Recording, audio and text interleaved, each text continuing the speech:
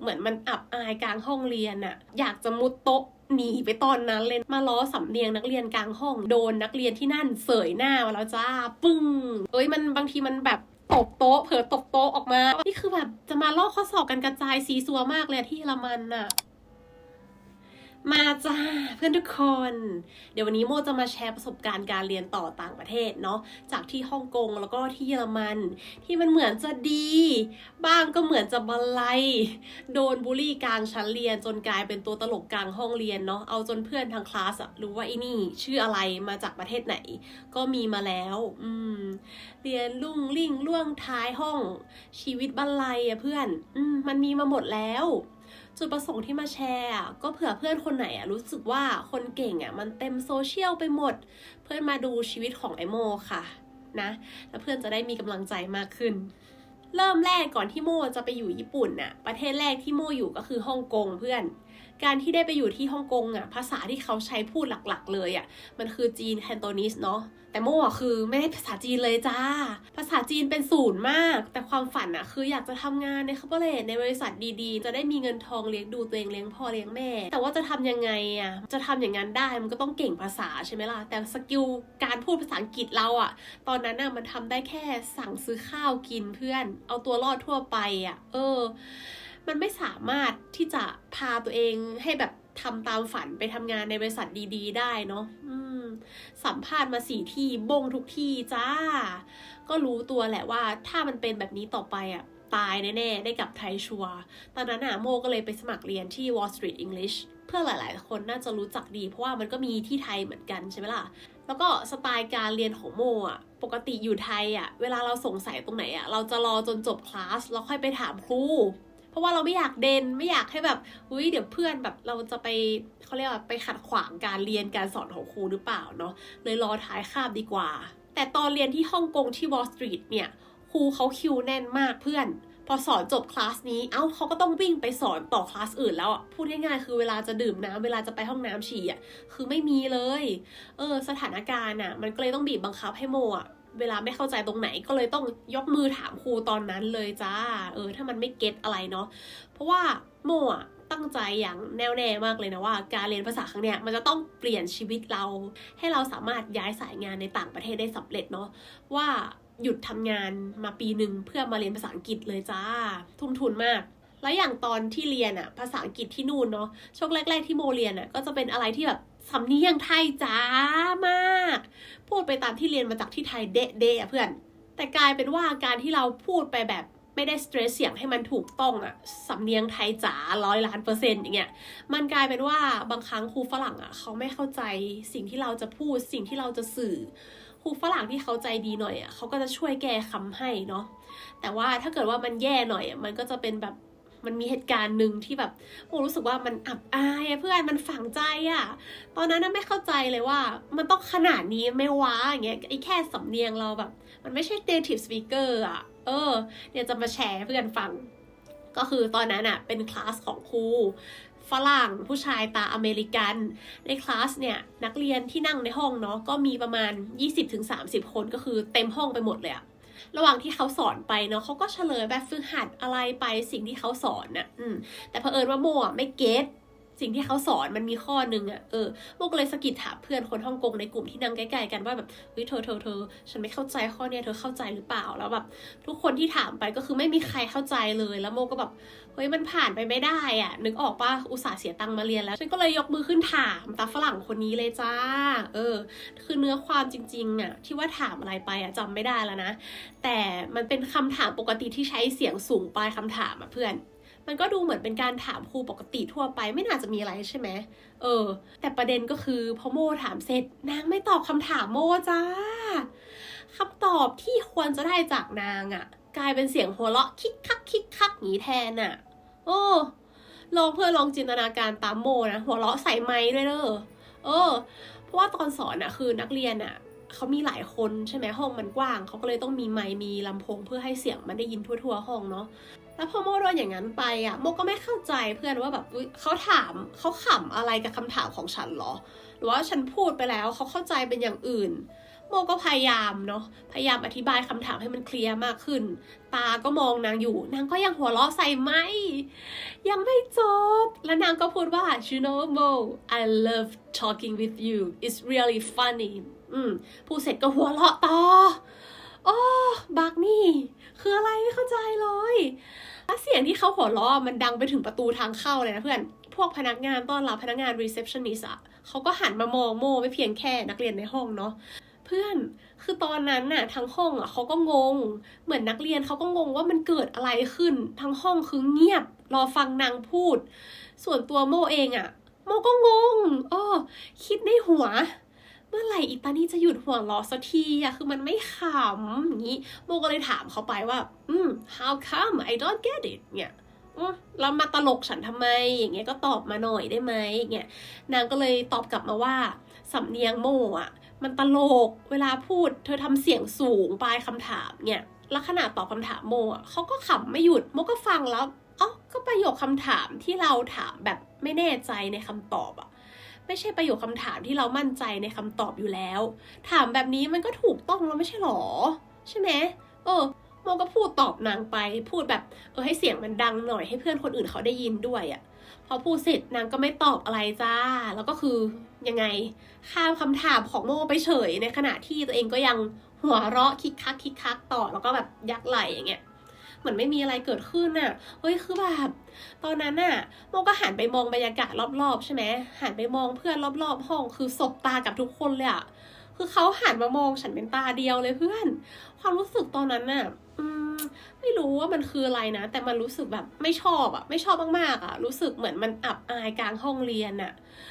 ฟิลแบบอยากจะมุดโต๊ะหนีไปตอนนั้นเลยเนาะเป็นเหตุการณ์ที่แบบจะเรียกว่าอะไรฉันรู้สึกว่าแบบครูเขาดูไม่โปรเฟชชั่นอลเลยที่แบบมาล้อสำเนียงนักเรียนกลางห้องเนี่ยความจริงอาจจะล้อสำเนียงไม่ว่าจะหัวเราะแค่ไหนก็ตามใจแต่ว่าช่วยบอกหน่อยเถอะช่วยสอนหน่อยเถอะว่าแล้วที่ถูกต้องโมจะต้องสเตรสเสียงตรงไหนเพราะว่าตอนโมก่อนหน้าเนี่ยโมเป็นพยาบาลที่ไทยมาโมเคยทำงานกับหมอจากต่างประเทศเขาก็ไม่มีคนไหนเลยนะมาล้อสำเนียงเราแบบเนี้ยนั่นแหละครับท่านผู้ชมจากเหตุการณ์เนี่ยโมก็เป็นที่รู้จักกันมากขึ้นเนาะในเวลาต่อมาจากที่แบบเวลาเจอเพื่อนใหม่เราก็จะแบบจะแนะนำตัวจะเข้าไปคุยด้วยเพื่อนฮ่องกงเนาะหลายๆคนเขาจะพูดดักไว้เลยแบบฉันรู้จักเธอนะเธอชื่อโมใช่ไหมเธอมาจากไทยแลนด์นะอย่างนี้ฉันก็แบบเขาจำฉันได้จากเหตุการณ์นั้นแน่เลยแล้วก็yes I'm Mo อะไรเงี้ยชีวิตเนาะก็ส่วนเรื่องตาฝรั่งคนนั้นหลังจากนั้นไม่นานเนาะเพื่อนฮ่องกงเขาก็อย่างที่บอกว่ารู้จักโมมากขึ้นเขาก็มาเมาให้ฟังว่าตาครูผู้ชายอเมริกันคนนี้แหละเขาก็เคยไปสอนที่เกาหลีมาก่อนแล้วก็โดนนักเรียนที่นั่นเสยหน้ามาแล้วจ้าปึ้งเนี่ยคือโมก็แบบมีหน้าหรือว่านางไปทำแบบท่าทางแนวนี้ใส่หรือเปล่าแน่ๆเลยมันถึงเกิดเรื่องแนวเนี่ยแล้วคือหลังจากนั้นหลายเดือนต่อมานางก็ไปมีเรื่องกับนักเรียนฮ่องกงในคลาสอย่างเงี้ยแหละประมาณคล้ายๆกันอย่างนี้เลยเหมือนเป็นเรื่องที่นักเรียนคนฮ่องกงเขาลุมว่านางกลางห้องเรียนนักเรียนคนหนึ่งโพ่งแสกหน้ากันเลยว่าแบบ be open minded ใส่เงี้ยนางคือแบบโกรธหัวฟัดหัวเวี่ยงมากเลยตอนนั้นคือบรรยากาศน่ากลัวมากเพื่อน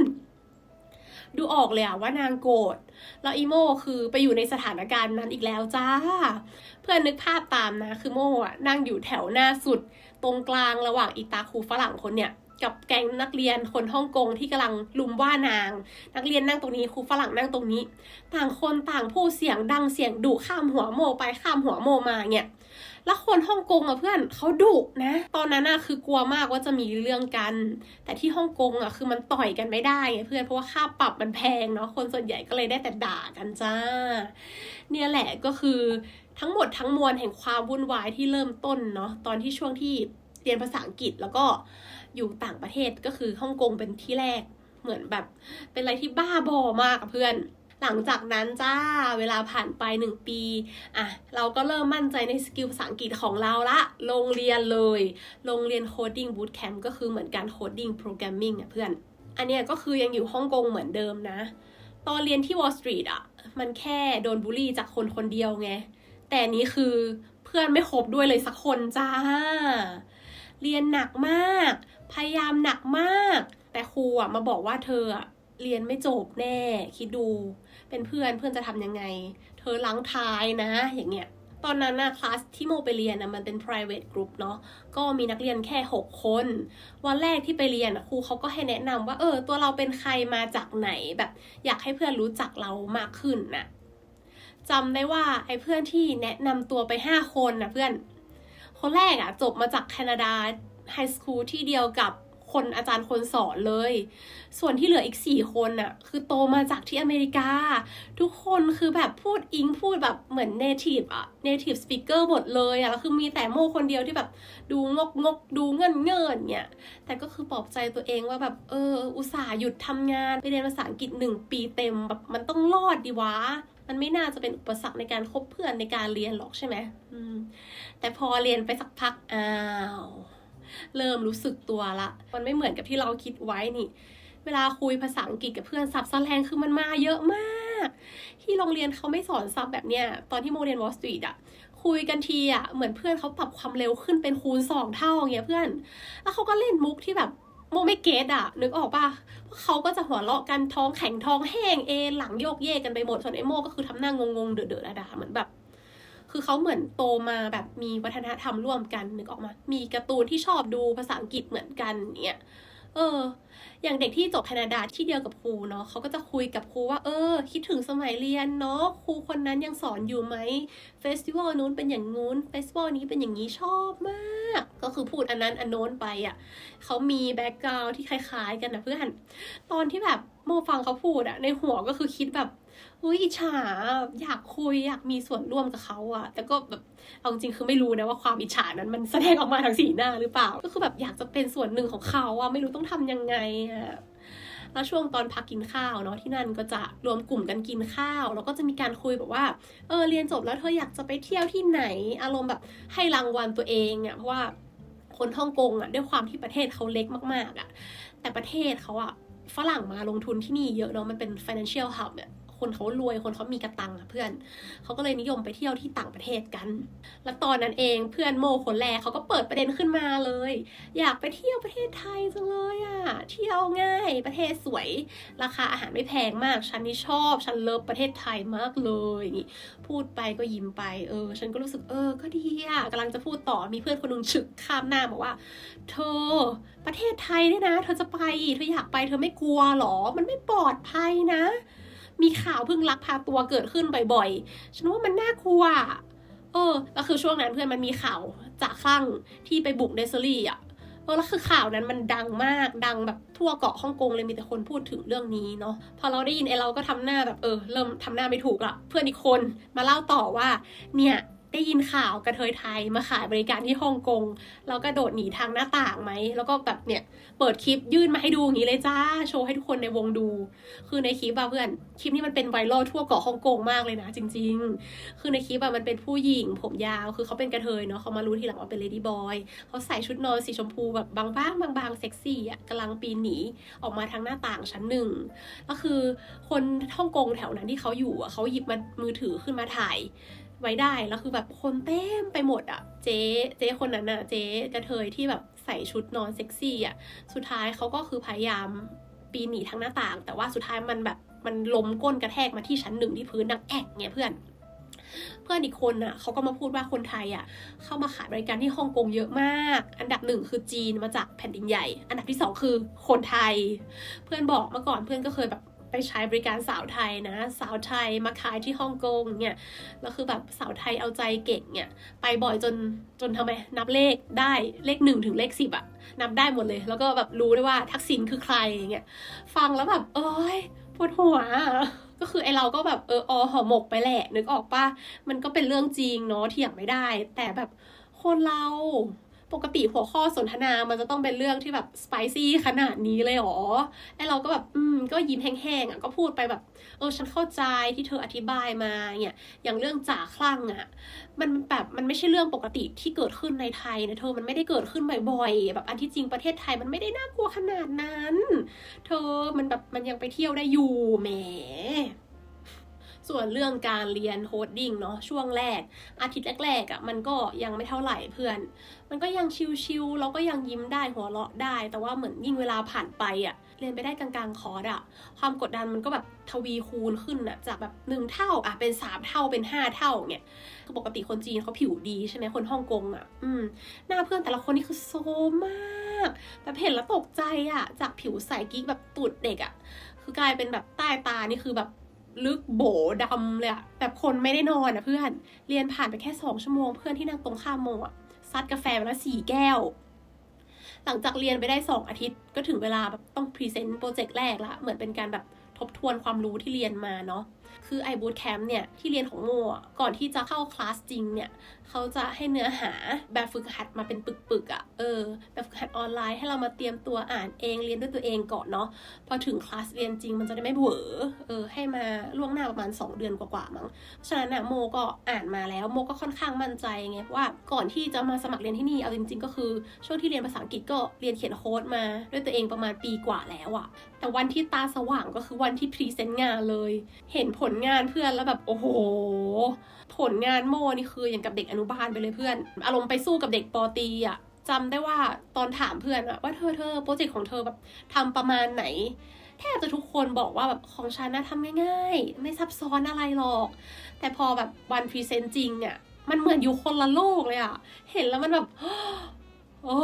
มันพูดไม่ออกเพื่อนนึกออกไหมแบบทำไมมันอลังการจังวะดูเป็นโปรเจกต์ที่แบบของโมดูติงตองไปเลยอะแบบ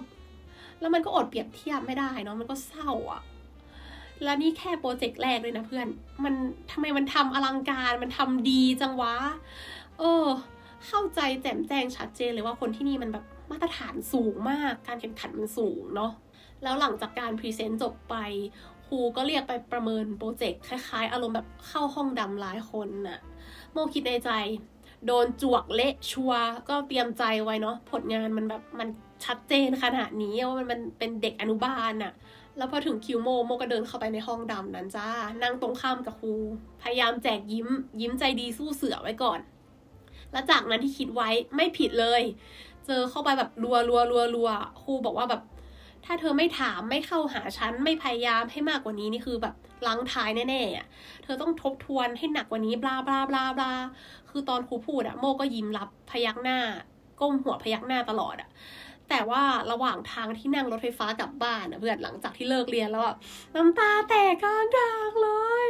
น้ำตานี่หยดแหมะอารมณ์เหมือนแบบนางเอก MV ตอนเลิกกับแฟน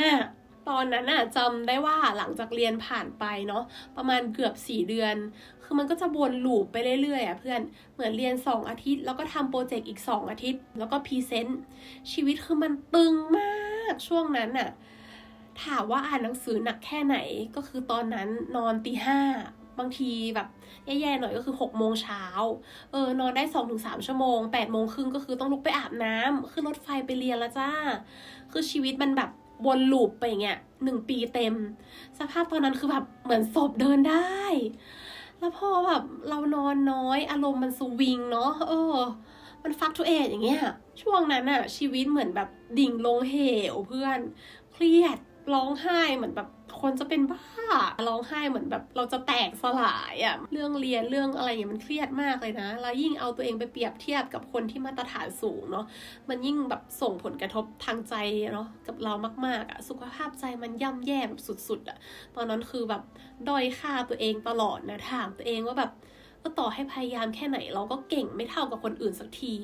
ความรู้ที่เราคิดว่าเรามีจริงๆแล้วคือแค่หางอึ่งแค่เนี้ยแล้วยิ่งโคดดิ้งพวกศัพท์เทคนิคมันเยอะมากเราอ่าน3 รอบ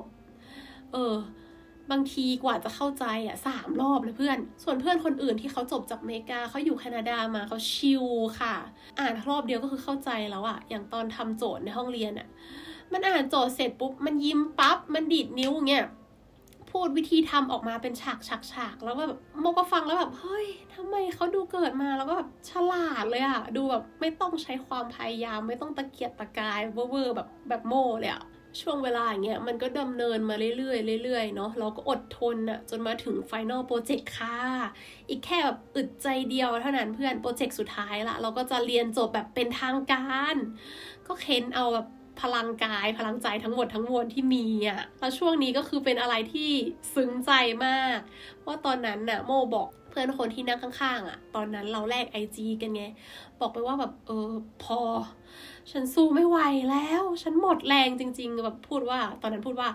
I'm so done with this project มันแบบสุดจะทนแล้วเพื่อนแล้วนางอ่ะคือแบบน่ารักมากนางอ่านข้อความใน IG โมปุ๊บอ่ะนางโทรมาปลอบใจเลยจ้าแบบวิดีโอคอลกันอย่างนี้เลยนะนางพูดว่าแบบโบ you can do it เนี่ยเขาพูดอีกประมาณว่าแบบเธอมาได้ไกลมากๆแล้วนะบลาบลาบลาเนาะหลังจากนั้นก็คือเหมือนเดิมจ้ะอะไรเอ่ยแรปรัวใส่มาคือโมฟังไม่รู้เรื่อง ฟังไม่รู้เรื่องเหมือนเดิมแต่รับรู้แหละว่าแบบเขาจะส่งกำลังใจมาให้เราอ่ะแล้ววันพรีเซนต์งาน Final Project สุดท้ายก็มาถึงไอโมก็คือมีงานพร้อมจะพรีเซนต์จ้า Finally เนาะก็รับเซอร์ติฟิเคตจบแบบเป็นทางการกับเขาได้แล้วแต่ว่าเยเพื่อนที่โทรมาเล่ามาแบบมาปลอบมาให้กำลังใจฉันอย่างดิบดีอ่ะเยคนนั้นคือหายตัวหายหัวไปเลยมันโทรมาให้กำลังใจเราซะดิบดีแต่คือตัวมันอ่ะหมดแพชชั่นหมดกำลังใจแล้วก็คือยอมแพ้ไปเองอ่ะโอ๊ยฉันก็ไม่รู้นะว่าแบบเขาจะหยุดไปแล้วแบบเขามาให้กำลังใจฉันแล้วแบบเขาหยุดไปเองเนี่ยคือถ้ารู้อย่างนั้นอ่ะ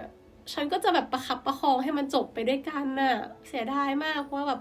เราจ่ายค่าเรียนก็แพงเพื่อนเราแบบใช้เวลาไปกับคอร์สนี้เป็นปีแล้วอะและหลังจากจบคอร์สที่ฮ่องกงเราก็ได้มีโอกาสย้ายไปอยู่ที่เยอรมนีจ้าตอนนั้นก็เรียนต่อทางด้าน UX Research and Design เนาะเป็นดิโพลมาก็จะบอกว่าพอพ้นโคดดิ้งบูตแคมป์อะไรนั่นมาแล้วเพื่อนมันก็ไม่มีอะไรที่จะมาล้มฉันได้อีกแล้วจิตใจมันหยาบจิตใจมันแบบมันด้านชามันทนทานมากขึ้นเยอะมากด้านชาเลเวลไหนด้านชาเลเวลไหนล่ะอ่ะก็พอเหมือนเราทำงานเราเรียนเราเริ่มส่งโปรเจกต์แรกไปนะโอ้โหโดนจวกเละกลางชั้นเรียนเหมือนเดิมไม่มีผิดเพี้ยนแต่ของเพื่อนที่ทำแบบเดียวกันน่ะพอส่งแยกกับครูอีกคนนึงเนาะกลับไม่โดนจวกอะไรเลยจ้าสมูทราบเรียบซะงั้นแต่ครั้งเนี่ยโมก็ไม่แคร์เนาะครั้งนี้โมมาแบบเป็น new version ไงมาแบบฉายไลจะจวกก็คือจวกเลยจ้าเต็มที่ตอนนั้นก็กลับกลายเป็นว่าแบบเราได้เรียนรู้อะไรจากครูคนที่ชอบว่าเราเนี่ยเยอะมากเรากลับกลายเป็นว่าแบบอุ๊ยเขาเป็นไมไอดอลเขาเก่งฉันคือตามมาไปส่องเขาถึงใน LinkedIn เลยนะความรู้สึกตอนนั้นที่มีเพื่อนเรารู้สึกว่าถึงแม้ครูจะว่าผลงานเราเละเทะแบบความพยายามมาเป็นเดือนกว่าคือศูนย์เปล่าต้องทำใหม่หมดเลยนะแต่เราก็รู้สึกว่าอย่างน้อยเขาว่าแต่ว่าเขาบอกเราว่าเราต้องแก้อะไรตรงไหนเราก็คือค่อยๆเรียนรู้ปรับปรุงไปเรื่อยๆอ่ะจนสุดท้ายอ่ะครูเขาเอาโปรเจกต์เราไปเป็นตัวอย่างขึ้นโชว์ในการสอนเพื่อนครั้งต่อไปเลยนะว่าแบบที่ถูกต้องนะเธอต้องทำแบบเพื่อนคนนี้นะบลาบลาบลาอย่างเงี้ยเราแบบครูเอาโปรเจกต์ของเราไปเป็นตัวอย่างให้เพื่อนในชั้นโอ้โหไอโมตอนนั้นคือใจมันฟูมากโอ้ยจะลอยเพื่อนตอนนั้นน่ะชีวิตเนาะเหมือนเป็นแบบมีโอกาสเป็นเด็กนักเรียนที่ครูเชิดหน้าชูตากับเขาสักทีเพื่อนเข้าใจความรู้สึกแบบระหว่างทางเจอร์นี่ของโมมาไหมมันมีแต่แบบถูกซ้ำเติมถูกชอกช้ำระกำใจอ่ะโอ้โหช่วงนั้นน่ะก็คือเรียนอย่างเงี้ยทั้งวันไปส่วนตอนเย็นนะโมก็จะนั่งรถไฟเนาะแต๊กไปเรียนภาษาเยอรมันต่ออีก4 ชั่วโมงจันทร์ถึงศุกร์เหนื่อยจนแบบบางทีมันแบบไม่มีเวลากินข้าวเที่ยงอ่ะเพื่อนแล้วอย่างที่ทุกคนรู้อ่ะภาษาเยอรมันนะมันเป็นภาษาที่แบบสุดหินเนาะที่เราต้องจำชื่อเพศตัวเองแล้วก็ต้องจำแกรมมาที่มันแบบแปลกด้วยอ่ะจำได้ตอนไปเรียนคือเพื่อนทุกคนในห้องทั้งคลาสอะเขามีพื้นฐานกันมาอยู่แล้วตาแขกที่นั่งข้างหน้าโมอะคือเขาทำร้านเคบับเขาก็จะมีทักษะการคุยกับลูกค้าการนับเลขอะไรของเขาไปอ่ะครูถามอะไรเขาตอบได้หมดทุกอย่างจ้าแล้วแบบการเรียนในคลาสอะครูเขาจะจี้ถามทุกคนทีละคนนึงเพื่อลองจินตนาการตามอ่ะคนไหนตอบผิดคนนั้นก็ต้องตอบจนกว่าจะถูกอ่ะไม่งั้นคือครูเขาไม่ข้ามเขาไม่ move on ไปคนอื่นสักทีอ่ะนึกถึงช่วงเวลานั้นจะบอกว่ากดดันไหมกดดันมากจะบอกว่าสนุกไหมก็ challenge ตัวเองดีอ่ะแต่คือเรารู้แหละว่าเราแบบอยู่ระดับล่างๆของคลาสอะเพราะเราไม่มีพื้นฐานเราแบบมาจากศูนย์เลยแต่ในใจสมองลึกๆมันแบบเฮ้ยกูต้องได้ดิไปต่ออย่างเงี้ยคนเรามาเรียนรู้ได้เนาะ ความรู้สึกแบบมันเป็นอย่างนั้นจริงๆแล้วคือตอนเรียนความรู้สึกร่วมโม่เยอะมากครั้งไหนเผลอตอบแต่ตอบถูกแบบฟลุกกับเพื่อนมันไม่มีเหตุผลมันเป็นการเดาถูกเนาะบางทีที่แบบอาจารย์เขาแบบตอบถูกแล้วก็จะเปลี่ยนผ่านไปถามคนอื่นนะโมก็แบบมันบางทีมันแบบตบโต๊ะเผลอตบโต๊ะออกมาอย่างเงี้ยแล้วก็แบบตบเบาๆนะไม่ได้ดังมากนะแล้วก็เผลอตะโกนถามอาจารย์ไปว่าแบบ realer ที่แปลว่า teacher เนาะ can you teach me this I just coincidentally give you the correct answer เนี่ยแล้วเพื่อนทั้งชั้นก็คือหัวเราะเราจ้าครูเขาก็ยิ้มอันนี้ไม่ได้แบบบูลลี่แล้วนะนางก็บอกว่าได้สิเธอมาเรียนที่นี่ก็เพราะว่าเธอไม่รู้ไงไม่เป็นไรหรอกงี้มันก็เป็นเหตุการณ์ตองๆที่แบบฉันจำได้มาจนถึงทุกวันนี้เพราะว่าอารมณ์ร่วมในการเรียนมันสูงมากฉันอยากรู้คำตอบจริงๆของมันน่ะแล้วการเรียนที่นี่เพื่อนวันสุดท้ายเนาะเขาก็จะต้องสอบเลื่อนขั้น